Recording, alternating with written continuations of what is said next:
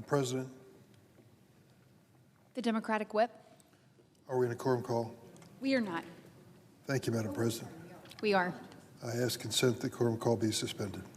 Without objection. Thank you, Madam President. Madam President, on Friday, in the midst of a Republican-led government shutdown, President Trump revealed his priorities. It isn't to protect the health care, the health insurance of millions of Americans who are about to lose their insurance or see premiums skyrocket. Nope, that's not it. The president's priority: to deploy militarized immigration agents and National Guard troops to more American cities. Why? Purely for political theater and to advance his extreme agenda. In the early morning hours of Tuesday last week, while this government barreled toward a shutdown, President Donald Trump launched a military law enforcement assault on the city of Chicago. In the city's South Side neighborhood, hundreds of federal agents, many hiding their faces with masks, rappelled from Black Hawk helicopters, darted out of disguised moving trucks, armed with military-grade weapons, to descend on a targeted apartment building in the city of Chicago. They swarmed through the building, knocking down doors, tearing up homes. And it appears that these agents knew nothing in advance about the residents whose homes they were destroying. In fact, in the dead of night, federal agents reportedly started checking on the residents as they brought them out of the building. Residents that included American citizens and children. They checked on them to see if maybe they had an outstanding warrant for their arrest, or were undocumented. Picture this, if you will. You're with your family in an apartment building, a helicopter lands on the roof, federal agents with masks on batter down your doors, drag you and your children out of their beds into the street, and start an interrogation as to whether there's any undocumented person present. America. Many were yanked from their homes and their beds and detained shirtless and without clothing. Some were detained using zip ties, including children. Here's what one witness to the event said. Kids were crying, people were screaming, they looked very distraught. I was out there crying when I saw the little girl come around the corner because they were bringing the kids down too. They had them zip-tied together. In the middle of the night in the city of Chicago, an assault on an apartment building in America. The witness continued, one of the agents laughed out loud. He said, F them kids. 4 U.S. citizen kids with undocumented parents were separated from their parents who were taken into custody. Secretary Kristi Noem's Department of Homeland Security posted to social media a highly produced video of the raid, her version of the story, because that's all this is to them, a promotional video, political theater. The human toll must be immense. What if it was your child, yanked out of his bed in the middle of the night, hands zip-tied behind him, brought down with few, if any, clothes on, standing in the street while all this is happening, watching his parents be arrested in America. In another case, ICE agents fired a pepper ball into CBS Chicago reporter Azo Rezi's car. What was her crime? Driving by the Broadview ICE facility to report on the protests there. It's known in the Constitution as freedom of the press. Doesn't seem to impress Kristi Noem. I've long fought for humane reforms to our immigration system on a bipartisan basis and evidence-based ways to reduce crime in our cities. If the president is serious about fixing our immigration system, or lowering crime in our communities, I'm all in. But sending in militarized federal immigration agents and National Guard troops to terrorize Chicago or any American community in any state is not the American way. Excuse me.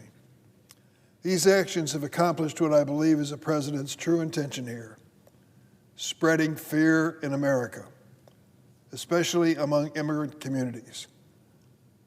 And he's been very successful. I go to these communities virtually every weekend when I return back to Illinois. I meet with the people who live there. They are scared to death. People who have been here for years, no criminal record, no reason to be removed, working and paying taxes, are afraid to shop and afraid to go to church.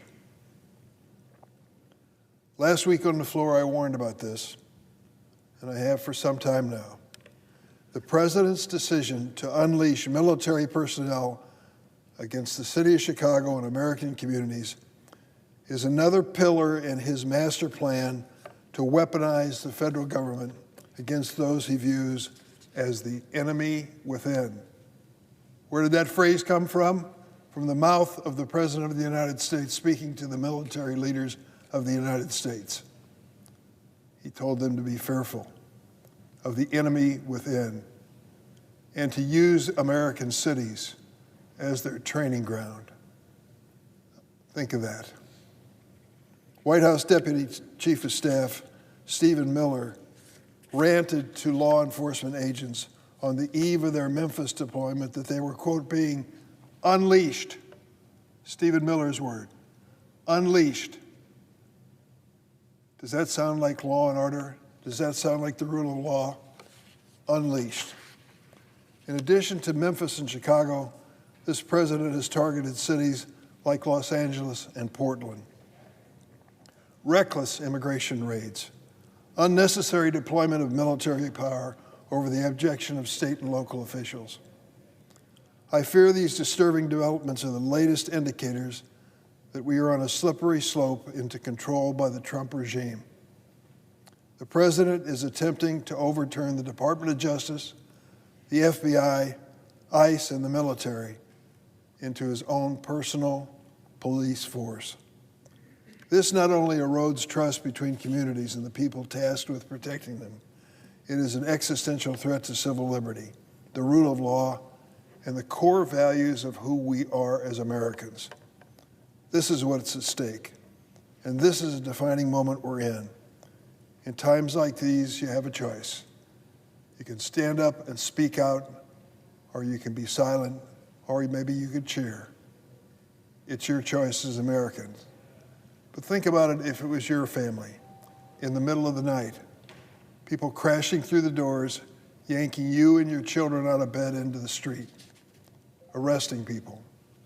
Remember what the goal was when we got started with this? The president made it very clear.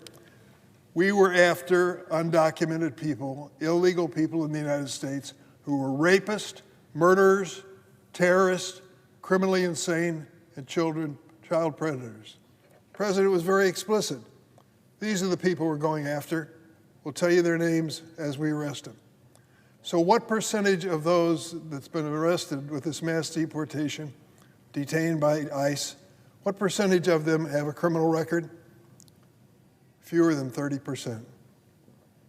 By a 2-to-1 margin, innocent people are being dragged into this. In the middle of the night in the city of Chicago in an apartment building, children are being treated like pawns in the Trump political game. Today, Illinois Attorney General Kwame Raoul filed a lawsuit to block the administration's unconstitutional attempt to deploy troops in Illinois. I joined with all my Democratic colleagues in the Illinois delegation, calling on the president to immediately rescind this unnecessary and dangerous deployment of the military to Illinois. I've spoken personally to the governor of our state, J.B. Pritzker, several times this weekend as the story developed. He did not ask for the National Guard troops to be sent in from Texas or any place. There is no need for it. to either protect federal facilities or to protect the people living in the city of Chicago. I'm going to continue as ranking member of the Senate Judiciary Committee speaking out. And I appeal to my Republican colleagues who are watching this in silence. It could be you. You could have an opportunity soon for the president to send in troops. It's not likely as much from the Republican side. Very few of their communities have been targeted. But if you happen to live in a state that didn't vote for Donald Trump, buckle up. He's coming down on you, whether it's California, Oregon, or Illinois. I'll close with this. At that Tuesday morning raid, videos taking at the scenes showed detained immigrants being held in an adjacent parking lot. Across the street, a woman is seen heard calling out in broken Spanish, "I'll always love you." Where is the humanity in tearing families apart? If there is a dangerous person, for God's sake, put them in a separate category. But families that are doing their best to get by and struggle, work and pay taxes, and have children who are citizens of the United States should never be treated like this in America. In an interview recently, Secretary Noem was quoted as saying, "This country is a country of laws. If you don't like the laws, go change them. We are enforcing them." She said that is sending a message to the whole world. The Secretary is right. The administration certainly sent a message in Chicago on Tuesday night, a shameful message, one that shouldn't be part of American history. Terrorizing families with midnight raids and troops in our streets is writing a shameful chapter in our nation's history. This is going to make America great again. President Trump is not intent on fighting crime. He is intent on spreading fear, and in doing so, he is destroying the values which define us as Americans. I yield the floor.